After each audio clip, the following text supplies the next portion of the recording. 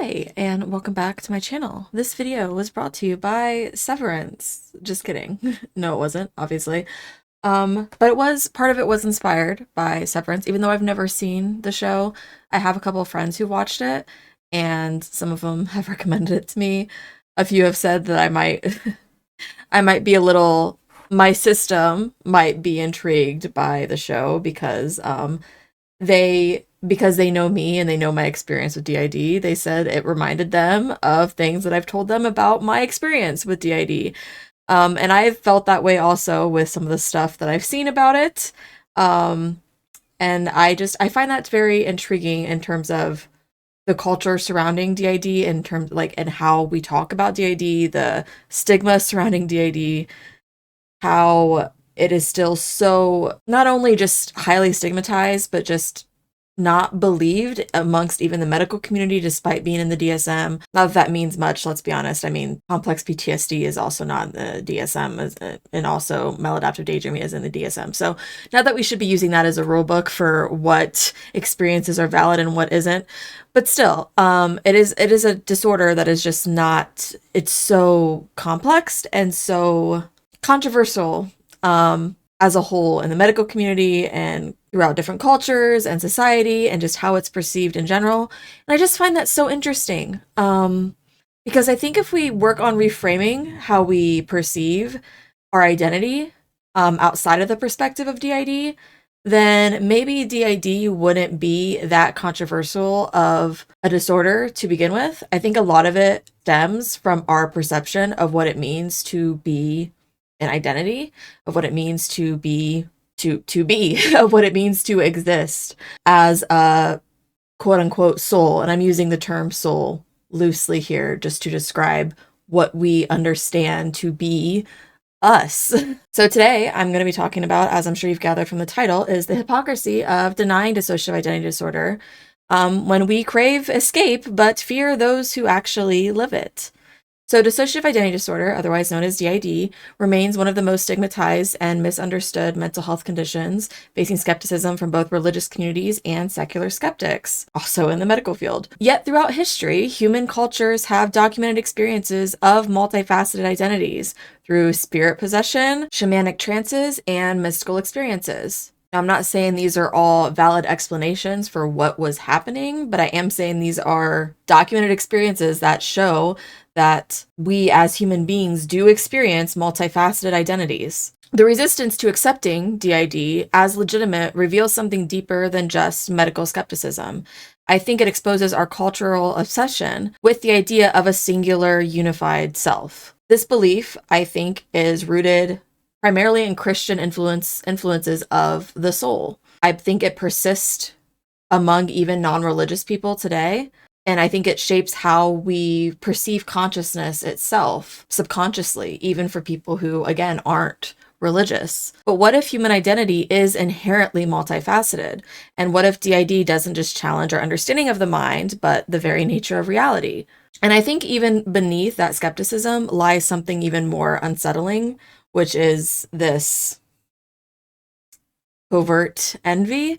I think society loves the idea of escaping reality through fiction, role play, fantasy, yet it recoils when it's confronted with those who have actually had to fragment in order to survive.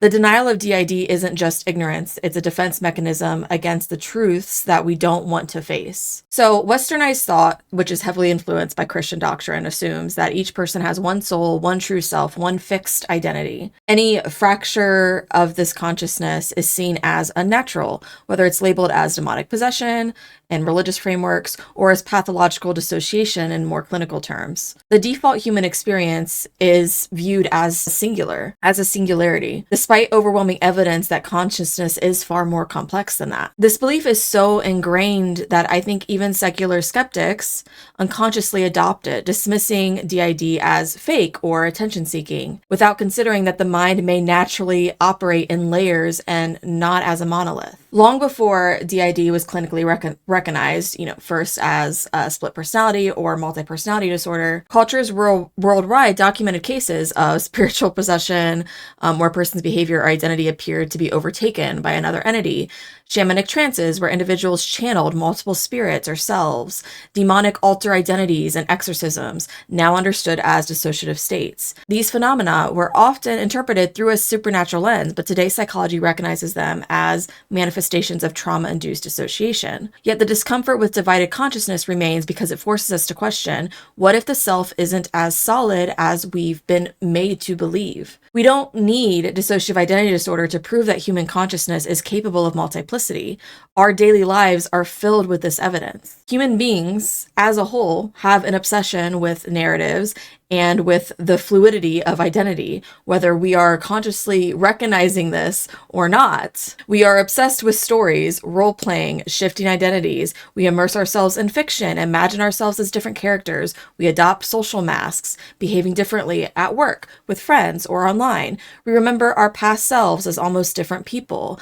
For example, I'm not the same person I was as I was when I was 15. We can consciously slip into different roles. Why is it so hard to believe that the brain could be doing this subconsciously as a survival mechanism? So DID, dissociative identity disorder, is an extreme on the spectrum of consciousness, yes. Of course, not everyone has DID, but that doesn't mean that human consciousness is so rigidly singular as we have been made to believe. DID is what happens when a child's developing brain faces unbearable suffering and trauma. Dissociation walls off memories and emotions into separate self states, and these states, due to severe trauma and repeated trauma, become fully developed alters with their own identities. This isn't unnatural. This is an extreme adaptation of a mind that is already capable of multiplicity. And what if DID doesn't just challenge our idea of identity, but reality itself? Some alters, like mine, are reporting living full lives internally with memories, relationships, aging. Others describe inner landscapes with different physics. Some have no gravity, looping time, etc. For them, these worlds are as real as this one is to us. If the brain constructs our perception of reality, then who's to say which reality is more valid? Could alters be experiencing alternate dimensions in the mind? And if our brains construct our perception of reality, then who's to say which reality is more valid? Could alters be experiencing alternate dimensions of the mind? Does trauma not only split identity, but shatter one's experience of existence? I think there's something fascinating and unsettling about the way society reacts to dissociative identity disorder. On one hand, humans are obsessed with escaping reality, with fragmenting themselves into different roles, with playing pretend. We love the idea of slipping into another skin, even if it's just for a little while. And yet when we're confronted with people who do this subconsciously, whose very survival depended on their mind's ability to dissociate so completely that distinct identities formed or revealed themselves, then society recoils. There's fear, there's skepticism, and even disgust. But some of that reaction isn't just stigma. It's envy. We live in a world where people constantly seek ways to step outside of themselves. We binge shows, we lose ourselves in books, we create elaborate online personas, all because reality for many is exhausting. The idea of being able to truly disconnect, to have parts of yourself that can hold pain so the rest of you doesn't have to, is something many people unconsciously long for. But when they see that ability in DID systems, when they realize that this isn't a choice but a survival mechanism forged through unbearable trauma, they don't see resilience, they see something unnatural, something scary. But DID doesn't form from a desire to escape reality. It forms because reality was so horrifying that the brain had no other choice. The kind of abuse that leads to dissociative identity disorder isn't just a bad childhood. It is prolonged, inescapable terror, psychological and physical torture that would break most adults, let alone a child. The brain, in its desperation to survive, does what it must. It compartmentalizes, it dissociates, it creates walls between memories, between emotions, between identities. Because if it didn't, the alternative was annihilation. People love the idea of multiplicity when it's controlled, when it's theirs. They love actors who can become different characters. They love games where they can switch roles at will. But when it's multiplicity that is involuntary, when it's born from suffering, when it's not a choice but a consequence, suddenly it's pathological. Suddenly it's crazy. But is that fear really about delusion, or is it about the uncomfortable truth of what dissociative identity disorder exposes? That the human mind can fragment under pressure, and that some of us had to just to survive. I think dissociative identity disorder forces us to ask, is consciousness inherently plural rather than singular? If alters experience other worlds, how real is yours? And are we all more multifaceted than we dare to admit? And I think the refusal to accept DID isn't just ignorance, but it's a defense mechanism against the truth that the mind is far stranger than we've been taught to believe, that we are not just singular, reality is not fixed, and perhaps, just perhaps, being human is far more complex than any of us want to believe. I also think that DID is probably far more common than society wants to admit. But the abuse required to create it is also far more extreme than most people can fathom. And yet, despite that, we survived. Our brains found a way. And maybe that's a part of the underlying truth of why dissociative identity disorder unsettles people so much. Not because it's unnatural, but because it's a mirror, a reflection of humanity's deepest fears, and yes, perhaps its hidden desires. The truth is, dissociation isn't a superpower. It's an open wound exposing the darkest acts people are capable of, the violence they are capable of inflicting upon children. And society's discomfort with acknowledging that truth says a lot more about them than it does about us. That is it for today. Thank you for watching. This will actually probably be one of my last videos for a while, because I'm going to be taking a break and focusing on writing my book. For the summer. You will be seeing some videos from me streaming on Twitch playing The Last of Us 2, but that'll probably be it for the next 3 or 4 months, if not longer.